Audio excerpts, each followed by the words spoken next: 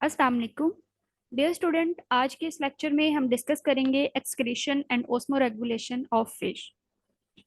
Excretion और osmoregulation fish में किस तरीके से होती है और ये किस फिनोमिना पे बेस कर रही हैं, आज के लेक्चर में हम डिटेल में डिस्कशन करेंगे। तो चलें लेक्चर को स्टार्ट करते हैं। डियर स्टूडेंट, इससे पहले कि हम पूरा मैकेनिज्म फिश के अंदर ओस्मोरेगुलेशन का स्टार्ट करें, उससे पहले कुछ बेसिक टर्म्स हैं। सबसे पहले जो टर्म है वो है होम्योस्टेसिस। होम्योस्टेसिस का मतलब है maintenance of internal body condition. Internal body condition को मेंटेन करने को हम कहते हैं होम्योस्टेसिस। ठीक है। अब जो इंटरनल कंडीशंस हैं उसमें ना सिर्फ ओस्मो रेगुलेशन है बल्कि उसमें थर्मो रेगुलेशन भी है और एक्सक्रीशन भी है। मतलब होम्योस्टेसिस के मेजर तीन कंपोनेंट्स हैं। एक है ओस्मो रेगुलेशन, दूसरा है थर्मो रेगुलेशन और तीसरा है एक्सक्रीशन। ठीक है। इसका मतलब है कि osmo regulation is one of them. Homeostasis के जो तीन कंपोनेंट हैं उसमें से एक जो है वो ओस्मो रेगुलेशन भी है। तो ओस्मो रेगुलेशन का मतलब है, ओस्मो का मतलब होता है साल्ट एंड वाटर, रेगुलेशन का मतलब होता है रेगुलेट करना। रेगुलेट करना मतलब अगर ये साल्ट और वाटर बॉडी के अंदर बहुत ज्यादा हो रहे हैं तो उसको हमने एक ऑप्टिमम लेवल तक लेके आना है, और अगर ये बहुत कम हो रहे हैं तो हम फिश की बॉडी, चाहे ह्यूमन की बॉडी है, चाहे जो भी ऑर्गेनिज्म जो ओस्मो रेगुलेट कर सकते हैं, उन्होंने उस साल्ट और वाटर की कंसंट्रेशन को एक ऑप्टिमम लेके आना है। मतलब ना तो वो एक लिमिट से एक्सीड कर सकता है लेवल, और ना ही उस लिमिट से वो कम कर सकता है। एक लेवल तक रहना चाहिए। जैसे कि ह्यूमन बॉडी के अंदर हर चीज ऑप्टिमम है। अगर बॉडी में कोई भी फंक्शन ऑप्टिमम नहीं है, कोई टेम्परेचर ऑप्टिमम नहीं है, कोई पीएच ऑप्टिमम नहीं है, तो बॉडी प्रॉपर फंक्शन परफॉर्म नहीं करती। सेम ऐसे ही अगर फिश की body proper balance, proper function perform करेगी जब वो कंडीशन में होगी कि वो प्रॉपर फंक्शन परफॉर्म करे, तब उसकी बॉडी में ओस्मो रेगुलेशन, थर्मो रेगुलेशन, और थर्मो रेगुलेशन तो नहीं क्योंकि फिश जो है वो कोल्ड ब्लडेड है, और कोल्ड ब्लडेड ऐसे ऑर्गेनिजम्स होते हैं जो कि अपने इन्वायरमेंट के साथ अपनी बॉडी के टेम्परेचर को एडजस्ट कर लेते हैं। लेकिन इसमें ओस्मो रेगुलेशन का जो फिनोमिना है वो प्रेजेंट है। इसलिए ये प्रॉपर वाटर के, साल्ट और वाटर की कंसंट्रेशन को मेंटेन करके रखती है। ठीक है। अब होम्योस्टेसिस में दो कंपोनेंट्स हैं, एक है सिल्यूट और दूसरा है वाटर। सिल्यूट का मतलब है कि आपने सिल्यूट की कंसंट्रेशन को, मतलब इक्विलिब्रियम को मेंटेन करना है सिल्यूट की कंसंट्रेशन के हिसाब से। ठीक है। और वाटर होम्योस्टेसिस का मतलब है कि आपने इक्विलिब्रियम को मेंटेन तो करना है, लेकिन यहाँ पे वाटर के हिसाब से आपने इक्विलिब्रियम को मेंटेन करना है। ठीक है।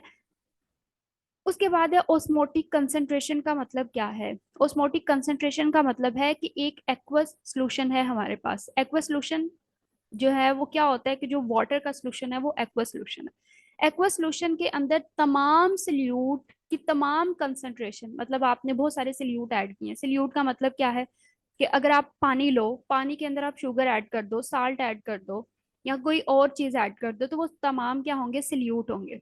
और सॉल्यूशन क्या होगा? जिसके अंदर आप मतलब सल्यूट को सॉल्वेंट के अंदर जब आप डाल देते हो तो जो पूरा मिक्सचर बनता है वो सॉल्यूशन बन जाता है।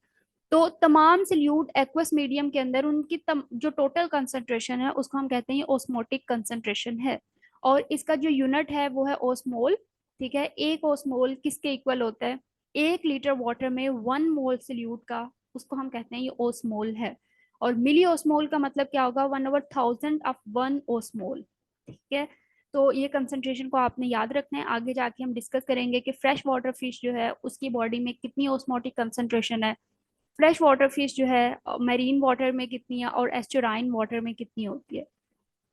डियर स्टूडेंट, जिस तरीके से ह्यूमन के बॉडी के अंदर किडनीज हैं, इसी तरह से फिश की बॉडी में भी किडनी है, लेकिन इसकी पोजीशन क्या है कि ये है इसकी मिडल लाइन। जैसे ये इसकी मिडल लाइन है, यहाँ पे दिखाई हुई है, ये इसकी मिडल लाइन है, और मिडल लाइन पे इसकी किडनी प्रेजेंट है। ठीक है। डॉर्सल, डॉर्सल का मतलब कल भी मैंने आपको बताया था कि अगर ये ऊपर वाली साइड है तो वो इसकी डॉर्सल होगी, और नीचे वाली जो साइड है वो इसकी क्या होगी? वेंट्रल साइड होगी। तो इसकी जो किडनी है वो middle line of the body present होती है और डॉर्सल साइड पे प्रेजेंट होती है। और किडनी दो, हमारी बॉडी में तो किडनी और लीवर काम करते हैं उसमें रेगुलेशन का। फिश की बॉडी में ये गिल्स जो हैं इसके बारे में हमने डिटेल डिस्कशन की थी कि ये क्या होते हैं। गिल्स भी और किडनी ये दोनों ही इंपॉर्टेंट रोल प्ले करती हैं फिश में ऑस्मो रेगुलेशन को मेंटेन करने में। ठीक है डियर स्टूडेंट, किडनी जो है उसका स्ट्रक्चरल और फंक्शनल यूनिट क्या होता है, नेफ्रॉन होता है। ठीक है, ये आपको एक किडनी की स्ट्रक्चर नजर आ रही है। ठीक है, अब देखो यहाँ पे ये पायरामिड टाइप शेप्स भी नजर आ रही है। ये जो पायरामिड्स है ना, ये इसको हम कहते हैं ये मेड्यूला है। ठीक है, बाहर वाला जो पोर्शन होता है उसको हम कहते हैं किडनी का, उसको हम कहते हैं कॉर्टेक्स। और जो अंदर वाला पोर्शन है उसको हम कहते हैं मेड्यूला, जिसके अंदर रीनल पायरामिड्स होते हैं। रीनल किडनी का दूसरा नेम जो है वो रीनल भी है, और ये कोन शेप स्ट्रक्चर्स हैं इसलिए हम इसको पायरामिड्स कह रहे हैं। अब एक पायरामिड के अंदर मिलियंस, एक किडनी के अंदर मिलियंस ऑफ नेफ्रॉन्स प्रेजेंट है। ठीक है, अब नेफ्रॉन क्या है, ये जो आपको नजर आ रहा है ये नेफ्रॉन है। डियर स्टूडेंट, इसके दो पार्ट हैं। ये जो आपको कप लाइक स्ट्रक्चर नजर आ रही है और इसके अंदर कैपिलरीज नजर आ रही हैं, ये जो कप शेप स्ट्रक्चर है इसको हम कहते हैं बर्गमैन कैप्सूल। और जो अंदर कैपिलरीज हैं उसको हम कहते हैं ग्लोमेरुलस कैपिलरीज। ठीक है, उसके बाद ये जो पार्ट है इसको हम कहते हैं प्रोक्सिमल कन्वोल्यूटेड ट्यूब्यूल। कन्वोल्यूटेड इसलिए कह रहे हैं क्योंकि ये बलदार है। ठीक है, उसके बाद ये नीचे वाली पूरी स्ट्रक्चर है इसको हम कहते हैं लूप ऑफ हेनले। आगे वाली जो स्ट्रक्चर है इसको भी हम कहते हैं डिस्टिल कन्वोल्यूटेड ट्यूब्यूल, क्योंकि ये बर्गमैन कैप्सूल से दूर है इसलिए हम इसको क्या कहेंगे, distil convoluted tubule.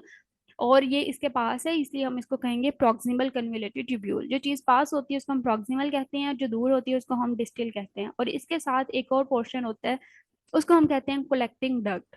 Dear student, ये जो बर्गमैन कैप्सूल है और इसके अंदर जो ग्लोमेरुलस हैं ये बहुत बहुत इंपॉर्टेंट फंक्शन परफॉर्म करती हैं फिल्टरेशन के लिए। जब यहाँ से ब्लड आएगा रीनल आर्टरी के जरिए तो क्या होगा कि ब्लड की फिल्टरेशन, क्योंकि कैपिलरी का काम ही ये होता है कि इसने एक्सचेंज करना है मटेरियल का बॉडी फ्लूइड के साथ और ब्लड के साथ। तो ये क्या करेगा, यहाँ पे बहुत सारे साल्ट हैं उनकी रीअब्जॉर्प्शन हो जाएगी, फिल्टरेशन होगी। यहाँ पे फिल्टरेशन होने के बाद जो मटेरियल है वो नीचे चला जाएगा। और ये पार्ट है ये नीचे की तरफ आ रहा है तो इसलिए हम लूप ऑफ हेनले की इस पार्ट को कहेंगे डिसेंडिंग लूप ऑफ हेनले, और ये ऊपर की तरफ जा रहा है इसलिए हम इसको कहेंगे असेंडिंग लूप ऑफ हेनले। ठीक है, डिसेंडिंग लूप ऑफ हेनले जो है इसमें वाटर की रीअब्जॉर्प्शन होती है और असेंडिंग लूप ऑफ हेनले में सोडियम आयन की रीअब्जॉर्प्शन होती है। ठीक है डियर स्टूडेंट, फिश जो फ्रेश वाटर है जो मेरीन है उनमें जो नेफ्रॉन की स्ट्रक्चर है वो भी वेरी करती है। ठीक है, ये आगे जाके हम देखते हैं कि किस तरीके से वो वेरी करेगी। उससे पहले होम्योस्टेसिस के कुछ चैलेंजेस हैं। मतलब ये कि होम्योस्टेसिस डिपेंड कर रहा होता है कि अगर एक तो वो कंसंट्रेशन सल्यूट की कंसंट्रेशन बॉडी के अंदर कितनी है और दूसरा सल्यूट की कंसंट्रेशन उसके एक्सटर्नल इन्वायरमेंट में कितनी है। ठीक है, इन दो चीजों पे डिपेंड करता है और इन दो कंडीशंस के हिसाब से ही हम बात करते हैं कि सल्यूट की कंसंट्रेशन क्या उसकी इन्वायरमेंट में ज्यादा है या उसकी बॉडी में ज्यादा है और फिर क्या इफेक्ट होता है। ये आगे हम डिटेल में बढ़ते हैं। ठीक है, तो मेरीन इकोसिस्टम में जो सल्यूट की कंसंट्रेशन है वो है 34 से 36 पार्ट्स पर थाउजेंड सेलिनिटी। या फिर आप ये कह सकते हो कि 1000 ओस्मोल पर लीटर, 1 लीटर में 1000 ओस्मोल सल्यूट के प्रेजेंट हैं। इतनी ज्यादा सेलिनिटी है मेरीन इन्वायरमेंट में। मेरीन इन्वायरमेंट हम कहते ही इसलिए हैं क्योंकि यहाँ पे बहुत ज्यादा सल्यूट की कंसंट्रेशन होती है। ठीक है, साल्ट बहुत ज्यादा होता है और साल्ट क्या है, साल्ट एक सल्यूट है। लेकिन जो फ्रेश वाटर है उसमें सल्यूट की कंसंट्रेशन बहुत ज्यादा कम है। ठीक है, 3 पार्ट्स पर 1000, या फिर आप ये कह सकते हो कि 1 लीटर में सिर्फ 1 से लेकर 10 तक इसकी रेंज है कि ओस्मोल प्रेजेंट है। तो इसका मतलब है कि फ्रेश वाटर जो इन्वायरमेंट है वहां पे सल्यूट की कंसंट्रेशन कम है, मतलब साल्ट कम है, और मेरीन इन्वायरमेंट में साल्ट की कंसंट्रेशन ज्यादा है। एस्चुरीज क्या होता है, एस्चुरीज वो पॉइंट है जहाँ पे फ्रेश वाटर और मेरीन आपस में मिलते हैं। वहां पर टाइड के वेरी होने की वजह से, प्रेसिपिटेशन की वजह से जो मेरीन जो सल्यूट की कंसंट्रेशन है वो वेरी करती है। डियर स्टूडेंट, हमने बात की कि सल्यूट की कंसंट्रेशन मेरीन इन्वायरमेंट में ज्यादा है और फ्रेश वाटर इन्वायरमेंट में सल्यूट की कंसंट्रेशन कम है। तो क्या होगा कि देखो, अगर हम इन्वायरमेंट की बात करें, हमने पीछे बात की थी कि हम इन्वायरमेंट के हिसाब से भी बात कर सकते हैं और बॉडी के हिसाब से भी बात कर सकते हैं। अगर हम पहले मेरीन इन्वायरमेंट की बात करें तो मेरीन इन्वायरमेंट का मतलब है कि उसके इन्वायरमेंट में सल्यूट ज्यादा है तो उसका इन्वायरमेंट हाइपरटोनिक होगा। ठीक है, इन्वायरमेंट हाइपरटोनिक होगा। और अगर हम फ्रेश वाटर की बात करें तो इसका मतलब है उसके इन्वायरमेंट में सल्यूट की कंसंट्रेशन कम है लेकिन उसकी बॉडी में सल्यूट की कंसंट्रेशन ज्यादा है, तो उसका इन्वायरमेंट क्या होगा, हाइपोटोनिक होगा। ठीक है, लेकिन यही बात अगर हम बॉडी की कंडीशन के हिसाब से करें तो हम ये कहेंगे कि जो मेरीन फिश है उसकी बॉडी हाइपोटोनिक है, उसका इन्वायरमेंट तो हाइपरटोनिक है लेकिन उसकी बॉडी क्या है, हाइपोटोनिक। और इसी तरह से जो फ्रेश वाटर है उसका इन्वायरमेंट तो हाइपोटोनिक है लेकिन उसकी बॉडी क्या है, हाइपरटोनिक। तो ये आपने कंडीशन देखनी है कि क्या हम इन्वायरमेंट की बात करें या हम बॉडी की बात करें। ठीक है, अब हम ये देखना है कि किस तरीके से अगर हाइपरटोनिक कंडीशन है मतलब इन्वायरमेंट हाइपरटोनिक है या बॉडी हाइपरटोनिक है तो वाटर क्या कहाँ से कहाँ मूव करेगा। डियर स्टूडेंट, एक बात आपने हमेशा याद रखनी है कि जहां भी सल्यूट की कंसंट्रेशन होगी, जहां भी सल्यूट की कंसंट्रेशन होगी वहां पर बहुत ज्यादा एक्सेस में वाटर मूव करेगा। ठीक है, चाहे वो हम हाइपरटोनिक इन्वायरमेंट की बात करें तो इसका मतलब है कि वाटर हमेशा ऑर्गेनिज्म की बॉडी से बाहर मूव करेगा। ठीक है, और अगर हम बॉडी के अंदर कह रहे हैं सल्यूट ज्यादा है तो वाटर हमेशा बाहर के इन्वायरमेंट से बॉडी के अंदर मूव करेगा। ठीक है, क्यों, क्योंकि ये प्रोसेस डिफ्यूजन के जरिए होता है। जहां पे भी सल्यूट होगा ना, जैसे फॉर एग्जांपल आप बहुत ज्यादा कोई भी नमक वाली चीज बहुत ज्यादा खा लेते हो या फिर बहुत ज्यादा मीठी चीज खाते हो तो आप बहुत ज्यादा पानी भी लेते हो। ठीक है, इसका मतलब है ऑटोमेटिकली वाटर आपकी बॉडी में जाएगा। ठीक है, जहां पे भी सल्यूट होगा वहां पे वाटर मूव करेगा। तो यहाँ पे अगर फॉर एग्जांपल हम ये कहें कि ये है इन्वायरमेंट जहाँ पे उसने ये बताया है कि लो साल्ट कंसंट्रेशन आउटसाइड, बॉडी के बाहर मतलब फ्रेश वाटर की यहाँ पे बात करें कि फ्रेश वाटर में क्योंकि सल्यूट की कंसंट्रेशन कितनी थी, 1 से 10 ओस्मोल पर लीटर, मतलब 3 पीपीटी जो सल्यूट है वो इन्वायरमेंट में प्रेजेंट है। इसका मतलब है बॉडी के अंदर ज्यादा है और बाहर इन्वायरमेंट में कम है। तो जहां पे साल्ट होता है वहां पे वाटर मूव करता है तो इसका मतलब है बाहर से वाटर अंदर की तरफ जाएगा। ठीक है, बाहर से वाटर अंदर की तरफ जाएगा, बाहर से वाटर अंदर की तरफ जा रहा है। ठीक है, तो इससे क्या होगा, ये ओस्मोसिस के जरिए जाएगा और जो सेल का अंदर वाली साइड है वो ब्रस्ट कर सकती है, फट सकती है क्योंकि बहुत ज्यादा पानी की वजह से। सेम ऐसे ही है कि अगर आप एक बैलून को फिल करते हो और बहुत ज्यादा हवा भरते जाते हो तो वो फट जाता है। तो सेम ऐसे ही है कि बहुत ज्यादा पानी अंदर चला जाएगा तो ये सेल ब्रस्ट भी कर सकता है। उसके बाद है अगर हम कह रहे हैं कि ये हम इन्वायरमेंट के हिसाब से बात करें, हम बॉडी के हिसाब से बात नहीं कर रहे। अगर हम ये कहें कि एक स्टैंडर्ड सी वाटर है जहाँ पे वाटर बैलेंस मतलब बॉडी के अंदर भी उतना ही है और वाटर के अंदर भी उतना ही साल्ट है, तो कोई एक्सेस वाटर ना तो बॉडी के अंदर जाएगा और ना ही बॉडी से बाहर, इक्विलिब्रियम में रहेगा पानी। ठीक है, उसके बाद जो है क्या है कि अगर बहुत ज्यादा साल्ट के कंसंट्रेशन है मतलब साल्ट बाहर बहुत ज्यादा है और बॉडी के अंदर बहुत कम है, जैसे कि हमने पीछे पढ़ा है कि 1000 जो है पार्ट क्या प्रेजेंट होंगे, ओस्मोल 1 लीटर में प्रेजेंट होंगे मेरीन इन्वायरमेंट में। तो पानी की तरफ साल्ट जाएगा, जाहिर है अंदर कम है साल्ट और बाहर ज्यादा है, तो पानी कहाँ से कहाँ मूव करेगा, पानी हमेशा अंदर से बाहर की तरफ मूव करेगा। और एज अ रिजल्ट यहाँ पे आप सेल देख रहे हो ये श्रिंक हुआ है, तो इसका मतलब है पानी एक्सेस में निकल चुका है यहाँ पर और सेल हो गया श्रिंक। तो हाइपरटोनिक कंडीशन के हिसाब से वाटर श्रिंक, सेल जो है वो श्रिंक कर जाता है। और अगर साल्ट की कंसंट्रेशन बॉडी के अंदर ज्यादा होगी तो सेल के ब्रस्ट होने के चांसेस हैं या सेल के स्वेल होने के चांसेस होते हैं। डियर स्टूडेंट, पहले भी बात की है साल्ट वाटर है तो वो उसकी बॉडी, अब हम बॉडी की बात करें, बॉडी क्या होगी साल्ट वाटर की, हाइपो ओस्मोटिक, और इन्वायरमेंट क्या होगा, हाइपर ओस्मोटिक। और फ्रेश वाटर जो है उसका इन्वायरमेंट बॉडी के अंदर हाइपर ओस्मोटिक होगा और बॉडी के बाहर का जो इन्वायरमेंट है वो क्या होगा, हाइपो ओस्मोटिक। ठीक है, और आइसोस्मोटिक क्या होता है, आइसोस्मोटिक मतलब ओस्मो कन्फॉर्मर। ओस्मो कन्फॉर्मर क्या होते हैं, जो कि रेगुलेट नहीं करते अपनी बॉडी की किसी भी चीज को, चाहे वो वाटर है, चाहे वो साल्ट है, चाहे वो टेम्परेचर है। ठीक है, इसका मतलब है उनकी बॉडी के बाहर और अंदर दोनों जगहों पे एक ही जैसा सल्यूट की कंसंट्रेशन है, तो इसलिए उनको ज्यादा दिक्कत नहीं होती कि वो ज्यादा पानी को अंदर लेके आए या फिर बाहर लेके जाएं। यहाँ पे अगेन हमने बात की है फ्रेश वाटर की और साल्ट वाटर फिश की। डियर स्टूडेंट, जैसे कि फ्रेश वाटर फिश जो है उसकी बॉडी के अंदर साल्ट की कंसंट्रेशन ज्यादा है। हमने बात की है कि फ्रेश वाटर जो है वो हाइपरटोनिक होगी और उसका इन्वायरमेंट हाइपोटोनिक होगा। इसका मतलब है यहाँ पे नजर आ रहा है कि 0% सेलिनिटी है फ्रेश वाटर के इन्वायरमेंट में, जबकि बॉडी के अंदर ज्यादा है 14%। तो पानी जो है इसको पीने की जरूरत नहीं है, क्योंकि जो बाहर वाला पानी है वो ऑटोमेटिकली इसकी बॉडी में आएगा। ठीक है। और इसका जो इसकी बॉडी में बहुत ज्यादा वाटर हो जाएगा, इतना वाटर होगा कि इसके लिए पानी बहुत ज्यादा प्रॉब्लम कॉज करेगा, मतलब वो एक्सेस वाटर जो है इसके लिए प्रॉब्लम है। इसलिए कभी भी ये पानी नहीं पीती, ऑटोमेटिकली पानी बॉडी के अंदर जाएगा। तो ये जो यूरिन प्रोड्यूस करती है, ये यूरिन डाइल्यूट यूरिन प्रोड्यूस करती है। डाइल्यूट यूरिन का मतलब होता है जो कि एक्सेस वाटर उसमें होता है। लेकिन इसको प्रॉब्लम ये है कि अगर ये एक्सेस वाटर को रिलीज कर रही है अपनी बॉडी से, तो उसके साथ साथ ये साल्ट को भी एक्सक्रीट आउट कर देती है। इसलिए इसको वाटर का इनटेक जो है वो बॉडी में रखना पड़ता है, ताकि वाटर को जो अंदर वाटर के अंदर जो साल्ट है उसको ये गिल्स के जरिए एब्जॉर्ब कर सके। दूसरी तरफ है साल्ट वाटर फिश। जो साल्ट वाटर फिश है, सी पर्क। ठीक है। अब इसमें क्या होता है, क्योंकि साल्ट वाटर में हमने ये बात की है कि इन्वायरमेंट में सल्यूट की कंसंट्रेशन ज्यादा है, तो 35% जो है वो बाहर है। मतलब बाहर का इन्वायरमेंट क्या है, हाइपरटोनिक है। और अंदर का इन्वायरमेंट क्या है, हाइपोटोनिक है।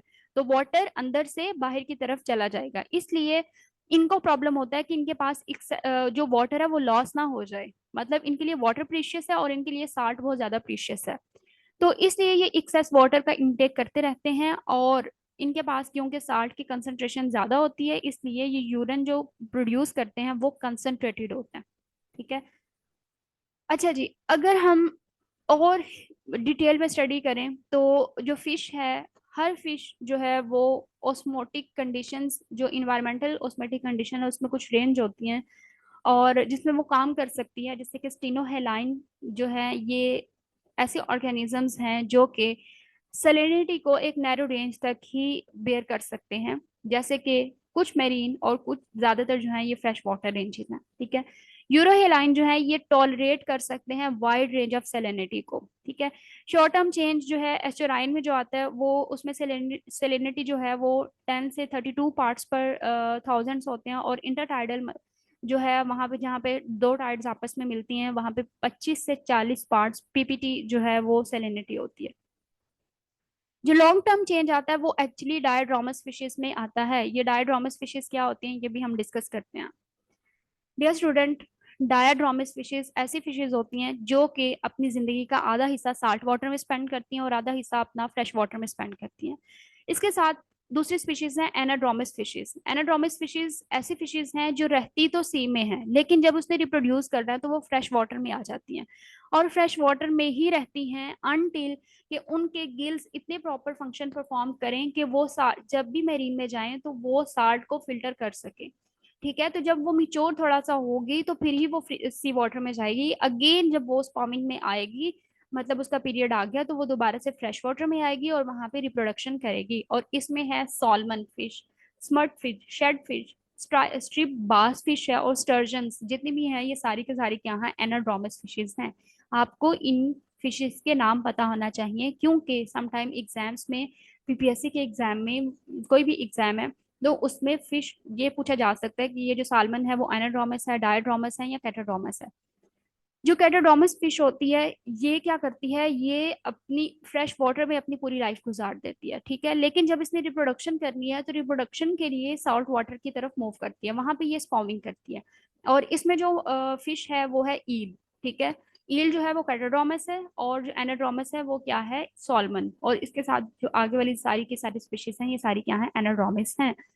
मतलब ये कि एनाड्रोमस और कैटाड्रोमस ये दोनों एक दूसरे के ऑपोजिट हैं, ऑपोजिट इनकी मूवमेंट होती है।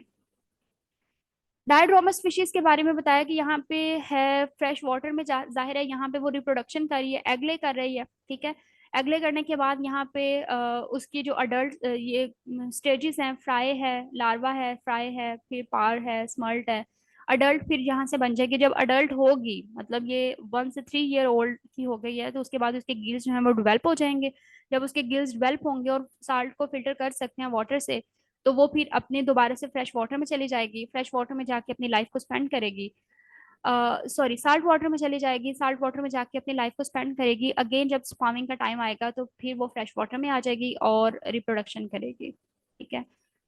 अब है इलाज्मो ब्रंकाई। इलाज्मो ब्रंकाई जो है ये कॉन्ड्रिक्थीस क्लास है, और कॉन्ड्रिक्थीस क्लास में ही, इस क्लास में शार्क है, रेज है, स्कैट्स, सारी फिशेज आती हैं। ठीक है। अब ये फिश क्या करती है कि इनकी बॉडी के अंदर और इनकी इन्वायरमेंट के अंदर जो सेलेनिटी की कंसंट्रेशन है वो ऑलमोस्ट सेम होती है। दूसरी इंपॉर्टेंट चीज ये है कि ये फिशेस, ये जो इनका एक्सक्रीटरी वेस्ट होता है ना, वो अमोनिया नहीं होता। ठीक है।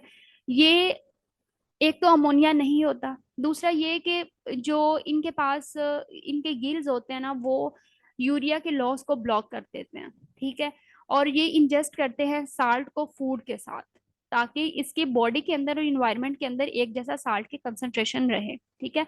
और दूसरी बात ये कि एक तो वो इंजेस्ट करती हैं साल्ट को फूड के साथ, दूसरी बात ये है कि ये गिल और स्किन के जरिए भी वाटर को एब्जॉर्ब करती हैं, और ये अमोनिया एक्सक्रीट नहीं करती। जैसे कि हम पहले से पढ़े हैं कि जितने भी ऑर्गेनिज्म जो कि वाटर में रहते हैं वो अमोनिया को ही रिलीज करते हैं एज अ वेस्ट, लेकिन जो शार्क है, रेस हैं, स्कैट्स हैं, ये क्या करती हैं, ये यूरिया को एक्सक्रीट आउट करती हैं। ठीक है।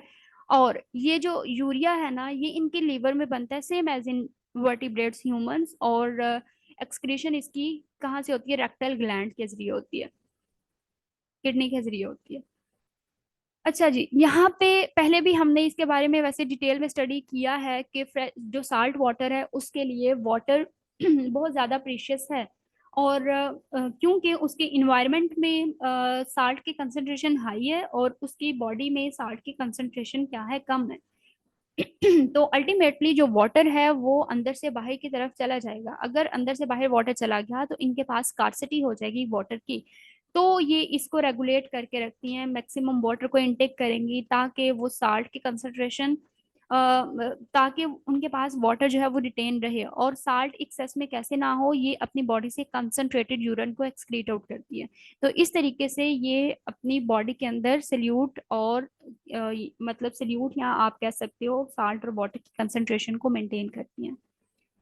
Dear student, fresh water fish, again again मैं आपसे डिस्कशन कर रही हूँ कि आपने इन्वायरमेंट के हिसाब से भी याद रखना है और फिश की बॉडी के हिसाब से भी। अगर आपसे कोई ये पूछ ले कि फ्रेश वाटर फिश जो है वो किस इन्वायरमेंट में होती है, तो उसका इन्वायरमेंट हमेशा हाइपोटोनिक होगा, लेकिन उसकी बॉडी हाइपरटोनिक होगी। इसलिए वो कभी भी पानी नहीं पीती, क्योंकि उसकी बॉडी के अंदर साल्ट ज्यादा है, तो वाटर अंदर की तरफ ऑटोमेटिकली आ जाएगा। ठीक है। पीछे सबसे पहले हमने बात की थी नेफ्रॉन की। नेफ्रॉन के दो पार्ट है, ग्लोमेरुलस और दूसरा था loop of Henle, tubular part. Dear student, glomerulus का काम होता है फिल्टरेशन, साल्ट को फिल्टर करके रखना, मतलब जितने भी आयंस हैं उसकी फिल्टरेशन, और ट्यूब्यूलर सिस्टम का मतलब है वाटर की एब्जॉर्प्शन। देखो, अगर ये फ्रेश वाटर फिश है तो क्या इसके पास पानी की कमी है? नहीं है। इसका मतलब है ट्यूबुलर सिस्टम की इसमें ज्यादा जरूरत नहीं होगी। इसलिए जो फ्रेश वाटर फिशेज हैं उनमें ट्यूबुलर सिस्टम शॉर्ट होता है, जबकि ग्लोमेरुलस जो है ये बहुत ज्यादा लार्ज होता है। ठीक है। ताकि ये मैक्सिमम आयन को एब्जॉर्ब कर सके। लेकिन जो मेरीन फिशेस हैं उनके अंदर ग्लोमेरुलस शॉर्ट होता है, क्योंकि they already have lots of salt in the body, उनको एक्सेस साल्ट की जरूरत नहीं है, जबकि उनके पास जो ट्यूब्यूलर सिस्टम है वो बहुत ज्यादा लार्ज होता है। ठीक है। फ्रेश वाटर फिश जो है इसके लिए साल्ट जो है वो बहुत ज़्यादा प्रीशियस हैं, और ये क्या करती हैं कि वाटर को इंटेक करती हैं और इसके साथ साल्ट को भी अपनी बॉडी में रखती हैं, और वाटर को बहुत ज़्यादा अपनी बॉडी से निकाल देती हैं इन द फॉर्म ऑफ यूरिन। और कौन सा यूरिन? Dilute urine. ठीक है। हाँ जी, इम्पोर्टेंट चीज है कि हैग फिश जो है ये स्लाइम बॉडी है इसकी। ठीक है। और ये फिश जो है ओशन में रहती है। ठीक है। इसकी बॉडी के अंदर और साल्ट के अंदर जो इन्वायरमेंट है वहाँ पे साल्ट की कंसंट्रेशन जो है वो तकरीबन तकरीबन सेम होती है, और इसलिए इनको कोई भी रेगुलेशन की जरूरत नहीं होती। एक बात रिमाइंड करवा दूं कि जो हैग फिश है वो अग्नथा है, मतलब जॉलेस फिश है। ठीक है। और ये क्लास मैगजीनी से बिलोंग करती है। अगर आपको इस बारे में नहीं पता तो आप प्रीवियस लेक्चर में जाएं, वहाँ पे डिटेल फिश की जो क्लासिफिकेशन है उसके बारे में लेक्चर प्रेजेंट है। ठीक है। तो आप उसको देखें तो आपको पता चल जाएगा। अच्छा जी, उसके बाद है इलास्मो ब्रंकाई। पहले डिस्कशन की है कि इन्होंने क्योंकि जो शार्क हैं, रेस हैं, स्कैट्स हैं, काइमेरा है, होलोस वैली में आता है, तो ये सारी की सारी क्या है, कॉन्ड्रिक थीव्स हैं। इसमें हमने बात की थी कि they do not excrete ammonia in the form of waste product. इनमें जो एक्सक्रीशन है वो किस फॉर्म में होती है, यूरिया की फॉर्म में होती है, ठीक है। और हमने ये बात की थी कि इनकी बॉडी के अंदर ऑलमोस्ट कितना वाटर होता है, साल्ट होता है इनके इन्वायरमेंट के हिसाब से, लेकिन सम टाइम क्या होता है कि साल्ट की कंसंट्रेशन इनकी बॉडी में ज्यादा भी हो सकती है। मतलब यूरिया क्योंकि एक्सक्रीट करते हैं, तो यूरिया अगर बॉडी में ज्यादा हो गया तो वो नुकसान भी पहुंचा सकता है। इसलिए ये अपनी बॉडी में एक केमिकल को एक्सक्रीट करती हैं, वो है TMO, tri methyl amine oxide, जो कि हाई कंसंट्रेशन ऑफ यूरिया को रिटेन रखती हैं। Make up salt rest of internal salt by retaining the high concentration of urea, ठीक है। और ये केमिकल के जरिए इसको रिटेन करके रखती हैं। और बॉटम लाइन क्या है, टोटल इंटरनल ऑस्मोटिक कंसंट्रेशन जो कि वाटर के साथ इक्वल होती है, तो यूरिया को रिटेन किस तरीके से रखती हैं। ये फिश क्या करती है कि अपनी gill membrane has low permeability to urea, so it is retain within the fish, ठीक है। बिकॉज इंटरनल ऑर्गेनिक और inorganic salt concentration mimic that of their environment, passive water influx और रिफ्लेक्स इज मिनिमाइज्ड। क्योंकि उसने ये कहा है कि यूरिया को, एक तो ये एक्स्ट्रा यूरिया इसके बॉडी में हार्मफुल ना हो, नुकसान ना पहुंचा सके, इसलिए ये टीएमओ को रखती हैं, इससे वो रेगुलेट करती हैं। दूसरी बात ये है कि जो गिल मेम्ब्रेन है ना, वो उसकी लेस परमिबिलिटी होती है यूरिया के लिए, ठीक है, ताकि वो बॉडी के अंदर ही रहे। और दूसरी बात ये कि इंटरनल जो ऑर्गेनिक और इनऑर्गेनिक साल्ट की कंसंट्रेशन है ना, वो इन्वायरमेंट के जैसे ही होती हैं, ताकि वाटर ना तो बहुत ज्यादा बॉडी के अंदर आए और ना ही बहुत ज्यादा बाहर चला जाए। तो इस तरीके से जो इलाज्मा ब्रोंकाई हैं वो अपनी बॉडी में जो साल्ट की कंसंट्रेशन है और वाटर की कंसंट्रेशन है उसको मेंटेन करके रखती हैं। जी।